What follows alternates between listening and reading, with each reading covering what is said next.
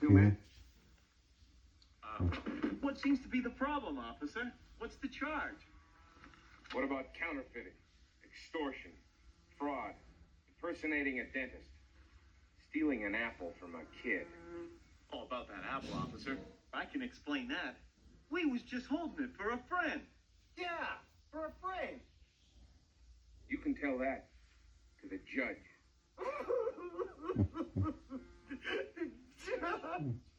Be a man. I want to be a man. Shut up, Sid, shut up!